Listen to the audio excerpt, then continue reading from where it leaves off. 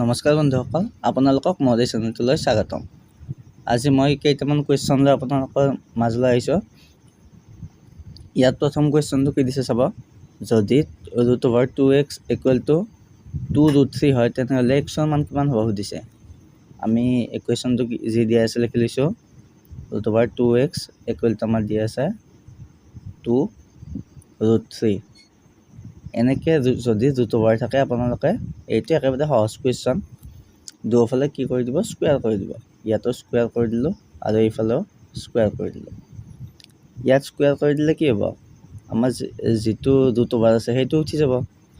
√2 দুটা স্কুৱেৰ কৰিলে √2টো উঠি যায়, গতিকে ইয়াতো √2টো উঠি যাব। ইয়াত কি থাকিব, 2x প্লাছ ইকুৱেল, ইয়াত কি হ'ব 2² ইনটু এইটো √3 হোল স্কুৱেৰ। তাৰমানে আমাৰ কি থাকিল, 2x = 2 × 4 ইনটু √3টো যদি স্কুৱেৰ কৰি আমাৰ কি হ'ব, √2টো উঠি যাব, গতিকে আমাৰ 3 থাকি যাব। তাৰমানে কিমান হ'ব, 4 × 3 = 12। তাৰমানে আমি 2xৰ মান কি পালোঁ, 2xৰ মান 12 পালোঁ। গতিকে xটো কি হ'ব, therefore x = হ'ব আমাৰ 12 ডিভাইডেড বাই কি হ'ব, এইটো 2 যি আছে 2টো তলত আহি যাব, মান কি হ'ব 6। আমাৰ ৰাইট এনচাৰ কি হৈ যাব, 6। আমাৰ ডিটো শুদ্ধ হৈ যাব। এবাৰ নেক্সট কুৱেশ্যনটো চাওঁ কি আছে। ইয়াত চাব, নেক্সটটো কি দিয়া আছে। ইয়াত এইটো আমাৰ দিয়া আছে √8। তাৰে ভিতৰত আৰু কি দিয়া আছে, আৰু √4x এনেকৈ দিয়া আছে না। এতিয়া আমি কি কৰিম, ইয়াত ইকুৱেলটো আমাৰ কি দিয়া আছে, 4। এইটো আমাৰ ইকুৱেশ্যন দিয়া আছে। এইটো √8 আৰু √4x = যদি 4 হয় তেন্তে xৰ মান উলিয়াব দিছে। ইয়াতো আমাৰ xটো উলিয়াব লাগিব। গতিকে ইয়াতো যিহেতু √2টো আছে, গতিকে আমি কি কৰিম, দুয়োফালে আমি স্কুৱেৰ কৰি দিম। ইয়াত স্কুৱেৰ কৰি দিলোঁ, দিয়াৰ লগে লগে আমাৰ যিটো প্ৰথম √2 আছে এইডাল আমাৰ উঠি যাব। গতিকে আমাৰ কি থাকিব, এইটো থাকি গ'ল, আৰু এইটো যি √2 আছে এইটো √2 হিচাপতে থাকি যাব, 4x। আৰু আমি 4 যদি আমি বৰ্গ কৰোঁ কি হ'ব, 4 × 4 = 16। গতিকে আমি 8টো এইফালে গ'লে হৰণ হৈ যাব। গতিকে ইয়াত কি থাকিব, √4x = 8 দি যদি আমি 16 হৰণ কৰোঁ কেইবাৰ যাব, 2 বাৰ যাব, 8 × 2 = 16। গতিকে আমাৰ ইয়াত 2 হৈ যাব। এইফালেও এতিয়া আমি কি কৰিম, যিহেতু ইয়াতো √2 আছে, গতিকে আমি এইটো স্কুৱেৰ কৰি দিম, এইটোও স্কুৱেৰ কৰি দিম। এইটো স্কুৱেৰ কৰি দিয়াৰ লগে লগে আমাৰ কি হ'ব, √2টো যি আছে সেইটো আমাৰ √2 উঠি যাব। ইয়াত থাকিব আমাৰ 4x, আৰু 2টো যদি আমি স্কুৱেৰ কৰোঁ কি থাকিব, 2 × 2 = 4। গতিকে আমাৰ xৰ মান কি আহি যাব, 4 ডিভাইডেড বাই 4 = 1। আমাৰ শুদ্ধ উত্তৰ কি হৈ যাব, 1। গতিকে আমাৰ ডি নম্বৰত 1 আছে, গতিকে আমাৰ এইটো শুদ্ধ হৈ যাব। এবাৰ নেক্সট কুৱেশ্যনটো চাব কি আছে। এইটো অলপ আমাৰ জটিল কুৱেশ্যন। জটিল মানে আমি অলপ আমি নিজে মাইণ্ডত আমি অলপ ভাবি পেলাই কৰিব লাগিব।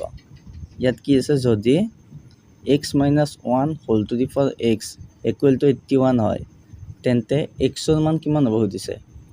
মইতো আপোনাক ফৰ্মেলি আগে কেনেকৈ কৰে সেইটো দেখাই দিম, পিছত আপোনালোকে অতি সহজতে মাত্ৰ আপোনালোকে 5 ছেকেণ্ডমানতে আপোনালোকে উত্তৰটো পাই যাব। গতিকে ইয়াত চাব, মই কি কৰিম, আগে যিটো দিয়া আছে সেইটো লিখি লৈছোঁ, x - 1 whole to the power x = আমাৰ কি দিয়া আছে, 81। আমি এইফালৰটো আকৌ নকৰোঁ, এইটো এনেকৈ ৰাখিম, x - 1 whole to the power x। আমি 81টো কি লিখিব পাৰোঁ, 81টো আমি লিখিব পাৰোঁ 9 × 9, 9 × 9 = 81। গতিকে আমি এইটো লিখিলোঁ 9 × 9। এতিয়া চাওক, আমি কি লিখিব পাৰোঁ, 9টো আমি কি লিখিব পাৰোঁ, 9 মানে হ'ল আমাৰ 3²। গতিকে এইটো কি লিখিব পাৰোঁ, 3² ইনটু, ঠিক সেইদৰে আমি এইটো 9 আমি এনেকৈ লিখিব পাৰোঁ 3²। এতিয়া তলত বেছ ভূমি দুটা আমাৰ কি আছে একে আছে, ইয়াতো 3 আছে ইয়াতো 3 আছে, গতিকে আমি এইটো 3টো লিখি ল'লোঁ। ওপৰত ইয়াৰ কি আছে স্কুৱেৰ আছে, ইয়াতো স্কুৱেৰ আছে, ওপৰ দুটা কি হৈ যায় আমাৰ যোগ হৈ যায় 2 + 2।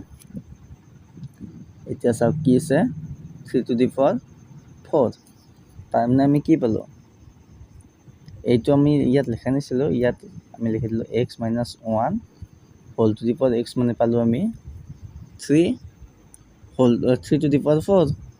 ইয়াত আমি 3টো কি লিখিব পাৰোঁ চাওকচোন, 3টো আমি লিখিব পাৰোঁ 4 - 1 এনেকৈ লিখিব পাৰোঁ নে নাই, 4 - 1 মানে কি 3, আৰু ইয়াত 4 আছে 4টো লিখি দিলোঁ, এইটো মানে হ'ল x - 1 whole to the power x।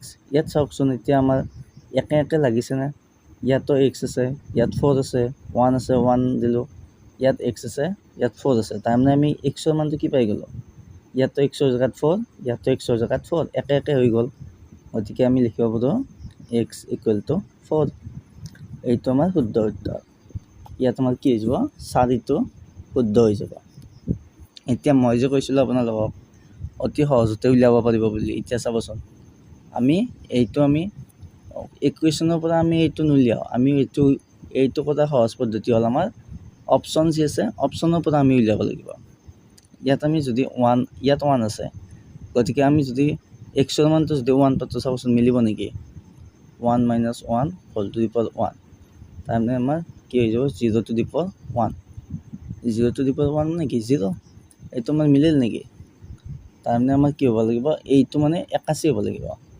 এতিয়া যদি আমি ইয়াত xৰ জেগাত যদি আমি এতিয়া 3 বহাই চাওঁ কি হ'ব চাব, 3 - 1 আৰু xৰ মান 3, ইয়াত 3 - 1 মানে কি 2 কিউব, 2 কিউব মানে কি 2 তিনিটা পূৰণ, 2 পূৰণ 2 পূৰণ 2 কি হ'ল 2 × 2 = 4 4 × 2 = 8, মিলিল নেকি, আমাৰ 3টো নহ'ল। এতিয়া আমি 4টো চাম, 4 - 1 হোল টু দি পাৱাৰ 4, তাৰমানে কি 4 3 গ'লে কি 4 1 গ'লে কি 3 3 to the power 4। এতিয়া আমি যদি এইটো 3 to the power 4 মানে কি 3 × 3 × 3 × 3, তাৰমানে আমাৰ কি 3 4টা পূৰণ, ইয়াত 3 3 × 9, ইয়াতো 3 3 × 9, 9 × 9 মানে আমি কি পালোঁ 81। এনেকৈ আপোনালোকে কিছুমান কুৱেশ্যন আপোনালোকে যিকেইটা অপশ্যন দিয়া থাকে তাৰ পৰা উলিয়াবলৈ চেষ্টা কৰিব, তেতিয়া আপোনালোকৰ অতি সহজতে এনেকুৱা ডাঙৰ ডাঙৰ কেলকুলেশ্যন নকৰাকৈ আপোনালোকৰ হৈ যাব। এতিয়া নেক্সট কুৱেশ্যনটো চাওক কি দিয়া আছে, ইয়াত কি দিয়া আছে আপোনালোকৰ 4 to the power x = 64 to the power y, 4 to the power x = 64 to the power যদি y হয় তেন্তে x/y ৰ মান কি হ'ব সুধিছে। ইয়াত আমি লিখি লৈছোঁ 4 to the power x = 64 to the power y। ইয়াত আমি 4 to the power x টো 4 to the power x টো ৰাখি দিলোঁ। ইয়াত আমি 64টো কি লিখিব পাৰোঁ, 64টো হ'ল আমাৰ 64 মানে আমি লিখিব পাৰোঁ 4 × 4 4 4 কি 16 আৰু 16 4 গুণ 64, তাৰমানে আমি কি লিখিব পাৰোঁ 4 কিউব। 64 মানে আমি কি লিখিব পাৰোঁ 4 কিউব, আৰু ইয়াত y আছে yটো লিখি দিলোঁ। এতিয়া বাছ চাব 4 to the power x এইটো এনেকৈ আছে, আৰু ইয়াত আমি যদি লিখোঁ কি হ'ব, যি দুটা আমাৰ পাৱাৰ আছে সেই দুটা আমাৰ পূৰণ হৈ যাব, গতিকে আমাৰ 4 to the power কি হ'ব 3 × y মানে হ'ল 3y। এতিয়া আমাৰ কি হ'ল দুয়োটা একে আছে নে নাই, 4 4 ইয়াতো 4 আছে 4 আছে, যদি দুয়োটা একে থাকে তেতিয়া আমাৰ কি হয় ওপৰত যি দুটা ঘাত দিয়া থাকে সেই দুটা আমাৰ সমান হৈ যায়, গতিকে therefore x = কি হ'ব 3y।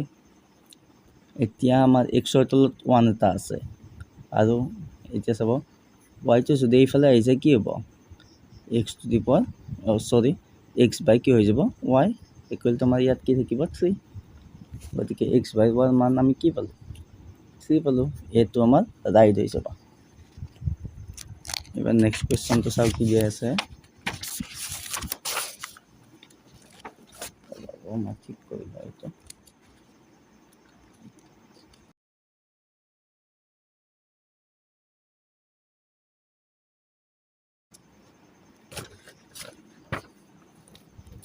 এতিয়া নেক্সট কুৱেশ্যনটো আমাৰ কি দিয়া আছে 4 to the power x plus 4 to the power x equal to আমাৰ কি দিয়া আছে 1 তেন্তে এক্সৰ মান কি হ'ব দিছে ইয়াতো আমাৰ এক্সটো উলিয়াব দিছে আমি লিখি লৈছোঁ 4 to the power কি দিয়া আছে x plus 4 to the power ইয়াত কি দিয়া আছে x ইকুৱেল টু কি দিয়া আছে আমাৰ 1 এই দুটা যোগ কৰিলে 1 হয় তেতিয়া এক্সৰ মান কি হ'ব দিছে ইয়াত চাব আমি কি ইয়াত কি কৰিব পাৰোঁ সমান ইয়াত যদি আমি ইয়াত কি আছে 4 to the power x আছে ইয়াতো 4 to the power x আছে গতিকে আমি 4 to the power x টো আমি কমন আনিব পাৰোঁ তেতিয়া ইয়াত কমন আনিলে কি থাকিব 1 প্লাছ ইয়াতো 1 এটা থাকি যাব 1 ইকুৱেল টু আমাৰ 1 এতিয়া কি হ'ব ইয়াত আমি 4 টো কি লিখিব পাৰোঁ 4 টো আমি লিখিব পাৰোঁ 2 স্কুৱেৰ আৰু x